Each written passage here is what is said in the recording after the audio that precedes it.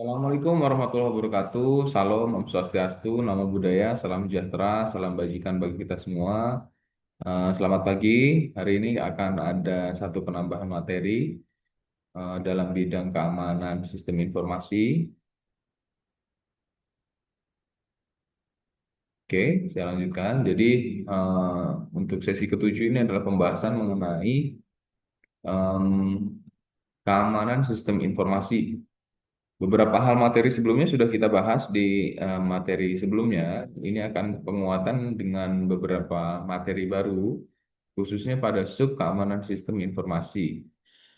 Information Security Management System atau ISMS ini adalah sebuah konsep yang terdiri dari kerangka kerja manajemen di mana organisasi mengidentifikasi, menganalisis, dan menangani risiko keamanan informasi. Kerangka kerjanya adalah plan, do, check, action, kemudian menggunakan standar keamanan informasi dengan ISO 27001 NIST. Lalu, apa itu sebenarnya secara spesifik ISO 27001? Yang pertama adalah seperti yang kita bahas tadi, polanya menggunakan plan, do, check, act. Yang pada fase plan ini adalah ada 5 hal yang akan dijadikan satu pemahaman. Yang pertama adalah memahami tujuan bisnis yang relevan. Lalu yang B adalah menentukan ruang lingkup kegiatan. Yang C adalah mengakses dan mengelola dukungan. Yang D adalah menilai dan menentukan resiko. Yang E lalu melakukan manajemen aset dan penilaian kerentanan. Sedang saat fase do ini adalah ada 3 hal. Yang pertama adalah membuat dan mengimplementasikan rencana manajemen resiko. Kemudian yang B menetapkan dan menegakkan kebijakan dan prosedur manajemen resiko. Yang C adalah melatih personil serta alokasikan sumber daya. Lalu pada fase cek ini ada 3 hal. Yang pertama adalah memantau implementasi, kemudian mengkompilasi laporan, kemudian C adalah mendukung audit sertifikasi eksternal. Lalu yang yang keempat adalah ada 4 hal yang harus dilakukan. Yang pertama melakukan proses audit secara terus-menerus, kemudian terus meningkatkan proses. Kemudian yang C adalah mengambil tindakan korektif, yang D melakukan tindakan pencegahan. Sedangkan untuk NIST Cyber Security Framework, ini ada beberapa hal yang dijadikan landasan. Yang pertama adalah identify, ini adalah mengembangkan pemahaman organisasi untuk mengelola risiko keamanan cyber terhadap sistem, aset, data, dan kemampuan.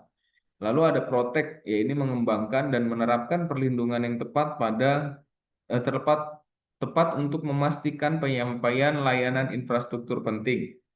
Kemudian detect ini adalah mengembangkan dan menerapkan kegiatan yang sesuai untuk mengidentifikasi terjadinya peristiwa keamanan cyber. Yang keempat adalah respon, ini mengembangkan dan menerapkan aktivitas yang sesuai untuk bertindak pada keamanan cyber yang terdeteksi. Yang kelima adalah recover, ini kembangkan dan mengimplementasikan aktivitas yang sesuai untuk mempertahankan rencana ketahanan dan untuk memulihkan keamanan atau layanan apapun yang terganggu karena peristiwa keamanan cyber.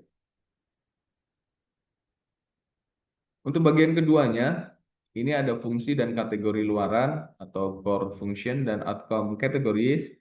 Yang pertama adalah identifikasi atau identify. Ini keluaran hasilnya adalah ada pengelolaan aset, aset manajemen, kemudian lingkungan bisnis, ada business environment, kemudian ada pemerintahan atau governance, lalu ada pengukuran risiko atau risk assessment, serta strategi pengelolaan risiko atau risk management strategy.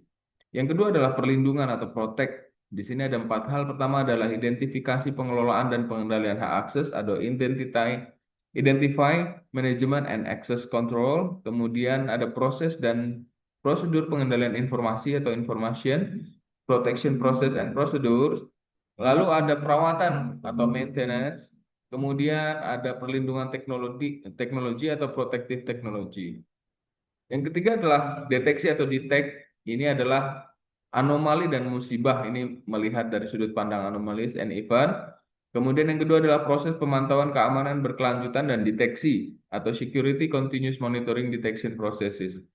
Lalu yang keempat adalah respon atau eh, respon ya yang memang ada 5 hal yang dijadikan outcome kategorisnya. Yang pertama adalah perencanaan respon atau respon planning, lalu komunikasi atau communication, lalu ada analisis, kemudian ada mitigation, kemudian ada peningkatan, ada improvement. Lalu yang terakhir ada perbaikan atau recover. Di sini ada 3 outcome kategorisnya. Yang pertama adalah perencanaan perbaikan atau recovery planning. Lalu peningkatan atau improvement. Kemudian ketiga adalah komunikasi atau communication. Lalu secara teoritis infrastruktur keamanan jaringan atau network security infrastruktur ini merupakan arsitek dan administrator jaringan harus dapat menunjukkan seperti apa jaringan mereka nantinya. Mereka dapat dengan mudah melihat komponen mana yang terhubung dengan komponen lain, di mana mereka yang akan ditempatkan dan bagaimana mereka akan terhubung. Lalu yang kedua adalah diagram topologi atau dokumentasi. Wajib bagi siapa saja yang bekerja dengan jaringan, mereka menyediakan peta visual tentang bagaimana jaringan terhubung. Terdapat 2 jenis topologi, yaitu topologi fisik dan topologi logik. Lalu yang berikutnya adalah mengenai peer-to-peer, LAN, WAN, kemudian ada three layer network design model. Secara spesifik penjelasannya adalah LAN kabel kampus menggunakan model desain hierarkis yang untuk memisahkan topologi jaringan menjadi kelompok ataupun lapisan moduler. Memisahkan desain dengan beberapa lapisan memungkinkan setiap lapisan untuk mengimplementasikan fungsi tertentu yang menyederhanakan desain jaringan. Teknik atau cara ini juga akan memudahkan dan menyederhanakan penyebaran dan pengelolaan jaringan.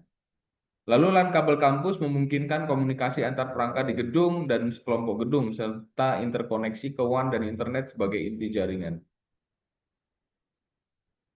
Arsitektur keamanan jaringan yang umum, beberapa hal yang bisa kita lihat. Yang pertama ada desain firewall merupakan fasilitas yang terkait dengan penentuan antarmuka perangkat untuk mengizinkan atau menolak lalu lintas berdasarkan sumber, tujuan, dan jenis lalu lintas. Beberapa desain yang sederhana bertindak sebagai penunjuk jaringan luar dan jaringan dalam yang ditentukan oleh 2 antarmuka pada firewall. Berikut adalah 3 jenis desain firewall secara umum. Yang pertama adalah public and private, kemudian ada demilitarized zone atau DMZ, kemudian ada peralatan keamanan jaringan atau network security device, lalu ada layanan keamanan jaringan atau network security services. Lalu ada Elasticsearch, Longstance, dan Kibana atau ILK. Framework ini merupakan suatu kerangka kerja yang sangat skalabel dan modular untuk dapat mencerna, menganalisis, menyimpan, dan memvisualisasikan dengan data terkait sistem log di jaringan. Fiturnya yang pertama adalah data reduction. Ini sebagaimana secara umum tidak setiap entry file log, paket, dan peringatan perlu dikumpulkan dengan membatasi volume data, dan alat seperti Elasticsearch akan jauh lebih berguna. Lalu ada normalisasi data. Normalisasi data adalah proses menggabungkan data dari sumber data ke dalam suatu format umum. Longstance menyediakan serangkaian transformasi yang memproses data keamanan dan mengubahnya sebelum menambahkannya ke dalam Elasticsearch. Yang ketiga adalah data archiving. Lalu teknologi monitoring dan protokol ada 5. Pertama, protokol monitoring yang secara umum berbasis log, ada NTP, ada DNS, kemudian HTTP dan HTTPS, lalu ada email protokol dan ada ICMP. Lalu pada teknologi sistem security ada 5 yang familiar kita pahami, yaitu ada ICLS, kemudian ada NAT dan PAT, kemudian encryption, ada encapsulation dan tunneling. Lalu ada peer-to-peer networking dan Tor, lalu ada load balancing. Lalu untuk network security data yang pertama adalah ada host logs, ada syslog, server log, ada SIEM dan log collection, kemudian ada network log, ada TCP dump, ada netflow, ada proxy log. Lalu untuk evaluasi alert atau peringatan, Security Onion merupakan rangkaian open source alat network security monitoring atau NSM yang bekerja pada distribusi Ubuntu atau Linux. Ada 3 layer yang biasanya dilakukan, yaitu pada fase layer analysis ada Squill, Warsec, ada Kibana. Kemudian untuk detection ada Capmis, Nord, ZigEco, OSISEC, kemudian ada Wazoo dan Suricata. Lalu untuk layer ketiga ada data PSCAP, kemudian ada content data, transaction data, session data, host logs, alert data, dan syslog data serta metadata. Kemudian unsistol untuk networknya yaitu Security Onion. Ini mengintegrasi berbagai jenis data dan log instruction detection system atau IDS. Ini ke dalam suatu platform yang merupakan alat beberapa hal ya. Ada alat-alatnya, ada Squill, ada Kibana, kemudian WardSec, ada Zik. Fungsinya seperti terlampir, menyediakan untuk Squill sendiri, menyediakan konsol tingkat tinggi untuk menyelidiki peringatan keamanan dari berbagai sumber. Kibana adalah antarmuka dashboard interaktif untuk data Elasticsearch. Ini memungkinkan query data NSM dan menyediakan visualisasi yang fleksibel dari data tersebut. Yang ketiga adalah WardSec. WardSec ini adalah aplikasi pengambilan paket yang terintegrasi ke dalam rangkaian Security Onion. Yang keempat adalah penganalisis lalu lintas jaringan Zik ini yang berfungsi sebagai monitor keamanan. Terima kasih banyak untuk sesi kali ini. Semoga menjadi tambahan pembelajaran dan manfaat untuk kita semua. Terima kasih. Selamat pagi. Assalamualaikum warahmatullahi wabarakatuh.